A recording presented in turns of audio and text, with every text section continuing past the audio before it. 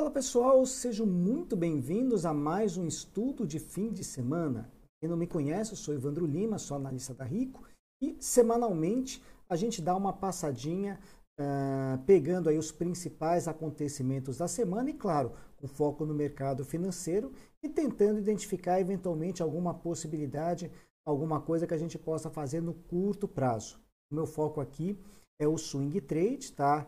Então, sempre quando tem alguma possibilidade que eu identifico, tá, que dá para a gente tentar fazer, eu passo para vocês.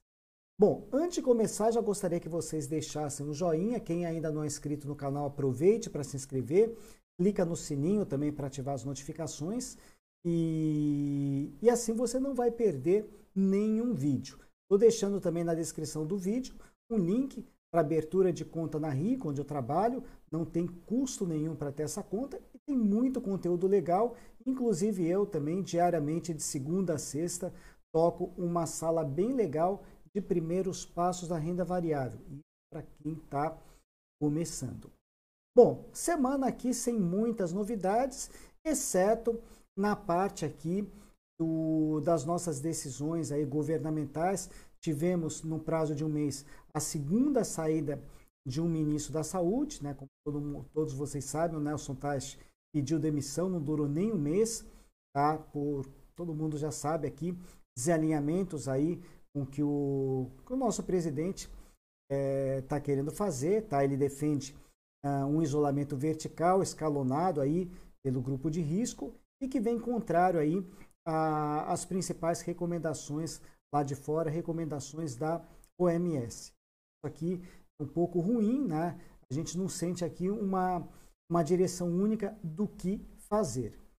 Aqui no Brasil, todos vocês têm acompanhado, a gente está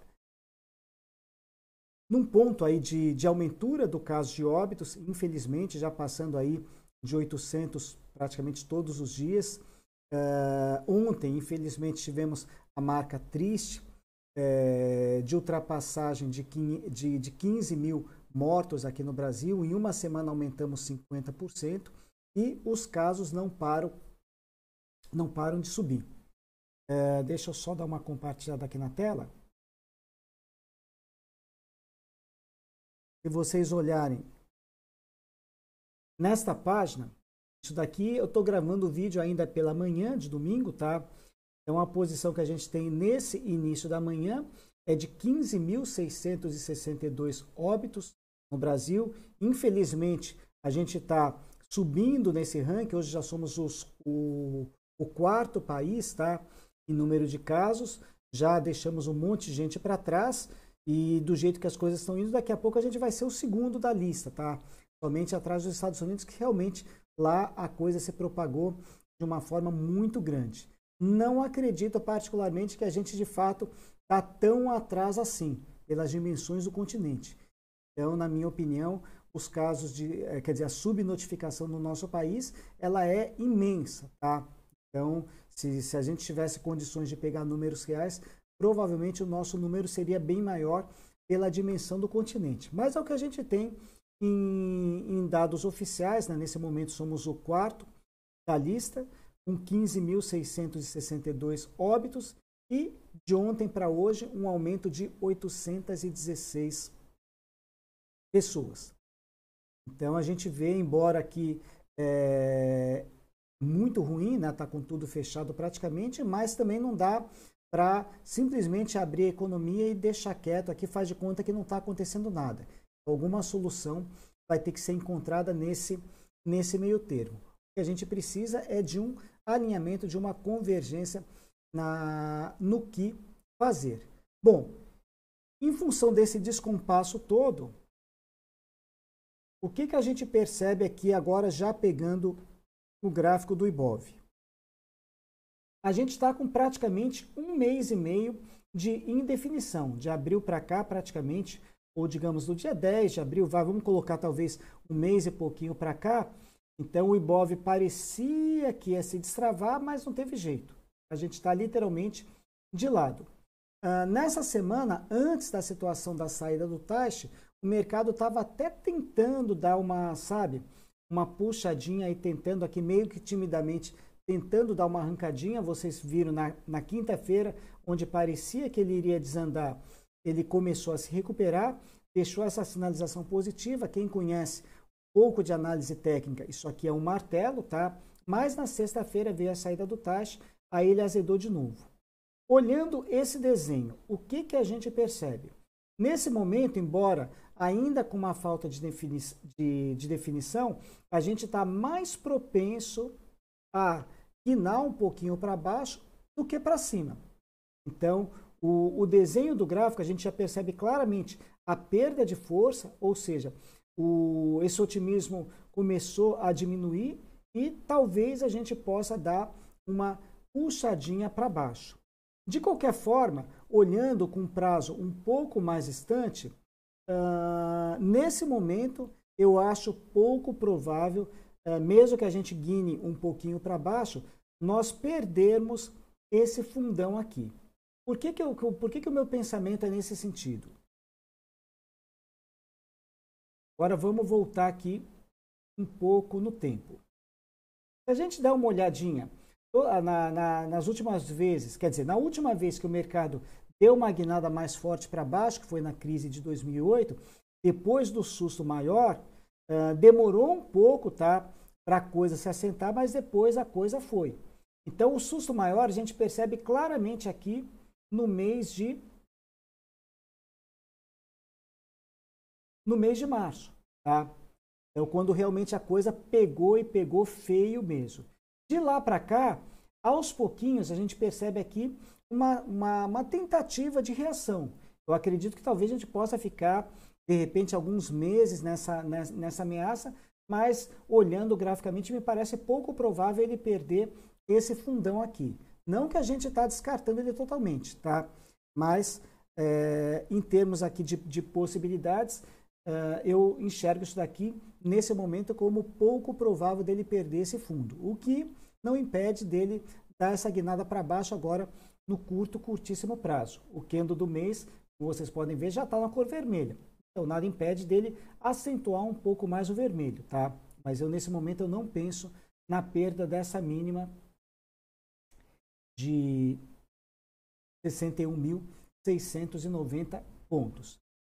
Eu tive o cuidado também, pessoal, quer dizer, cuidado não, tive a curiosidade também de dar uma olhadinha nas principais bolsas mundiais, para a gente ter uma ideia como é que a gente está em relação aos demais. Então, se vocês olharem o índice Dow Jones, tá? Também aqui no período mensal, o que a gente percebe? Aqui o susto maior, tá? No mês de março, depois o susto deu uma acalmada. No mês de abril, também já tentou começar a recuperar, desceu, mas não desceu com tanta intensidade. Observe que essa mínima foi no nível mais alto, mas ainda assim cedeu um pouco. No mês agora, no mês de maio, também ele já começa no nível um pouco mais alto, depois desceu, mas até agora a mínima está acima dessa, ou seja, a gente percebe que o sentimento é, aos poucos, tentar subir. O índice S&P 500, que é mais ligado às empresas de tecnologia, é o que está melhor, né? Então, vocês percebem aqui, a gente teve, depois do susto do mês de março, um abril positivo, e o mês de maio aqui caiu um pouquinho, mas realmente aqui, talvez, essa parte aqui, esse termômetro, talvez seja mais fácil, mais rápido sair dessa situação de crise, porque ele envolve principalmente empresas de tecnologia, e nesse novo, ou pós, ou durante, sei lá, Covid-19, muito mais a parte digital, a parte virtual. Então, essas empresas de tecnologias têm tudo aí para dar uma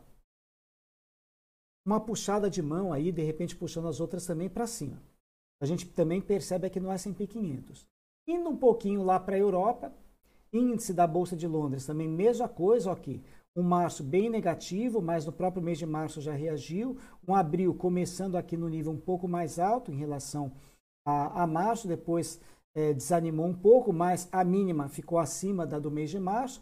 E mesma coisa no mês de maio também, a mesma situação.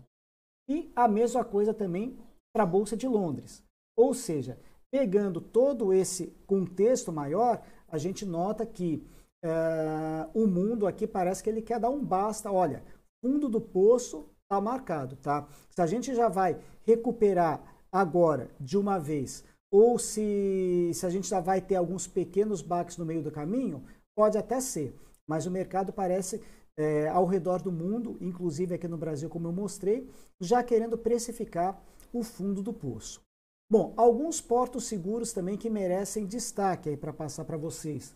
Também tive a curiosidade de dar uma olhadinha.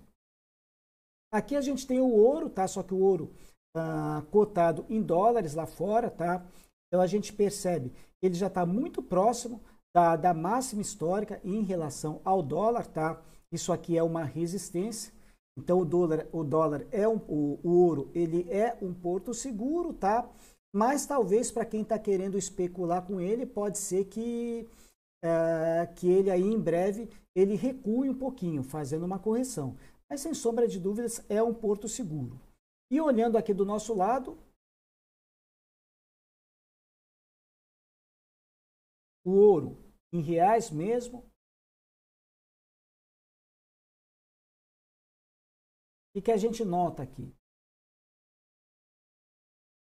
Que é um porto seguro maravilhoso, mas também já deu uma esticada forte aqui nesses últimos dias ou nesses últimos meses, tá? Vamos colocar meses. Então também, embora, né, a direção principal comprovando ele como um excelente porto seguro, mas ele também pode estar mais propenso a algum movimento corretivo, como esses que aconteceram, tá?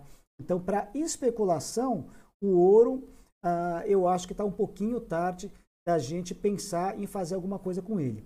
Mas como porto seguro, como reserva, eu acho uma excelente opção. A gente vem recomendando também, pessoal, a nível de proteção, seria interessante vocês terem um pouco de exposição em ativos dolarizados, tá? Não estou falando comprar dólar, mas em ativos dolarizados, porque se a gente colocar como bolsas, né? Bolsa a nível renda variável. Então, os Estados Unidos, por exemplo, eles estão muito mais estruturados para saírem mais rápido dessa crise do que aqui no Brasil, por exemplo, e ainda com o agravante dessa tensão política, tá? Então, eu não consigo enxergar aí o dólar voltando a patamares confortáveis, R$4, R$3, esquece, utopia. E a gente não vê aí uma situação de recuperação talvez tão fácil como poderia acontecer lá fora. Então, estrategicamente também, uma exposição em renda variável em ativos dolarizados, eu acredito que possa ser uma boa. Tá? Então, na minha opinião, tá? Ter ativos em dólar, ter ouro também podem ser estrategicamente posições interessantes, tá? E aqui no Brasil, né, para quem também visa um horizonte temporal de longo prazo, aqui eu estou colocando longo prazo acima de 2 anos, tá? Eu acho que o momento ainda está bem interessante para a compra de ações de boas empresas, com bons fundamentos, nesse momento empresas grandes, tá? Que tenham mais resiliência, caso a gente ainda sofra algum sobressalto, elas consigam suportar, tá? Gostaria de trazer alguma coisa, alguma sugestão para o curto prazo no swing trade, mas em função dessa indefinição toda, eu preciso esperar primeiro o nosso carro-chefe dar uma puxada. Se ele quinar de fato para baixo e iniciar algum movimento direcional, quem sabe a gente encaixa algum swing trade vendido, tá? E se for para cima, nesse momento menos provável, também a gente pode tentar alguma coisa de curto prazo para cima. E nesse sentido, tá, a minha atenção principal, tá, se for ficar de olho em algum ativo, seria a ETF BOVA11, tá, que ela replica o índice Bovespa. Tá bom, pessoal? Espero que vocês tenham gostado do vídeo. Ficou um pouquinho longo, a gente abriu um pouco mais para outras coisas, mas é importante. Fico por aqui e até a próxima. Muito obrigado. Valeu!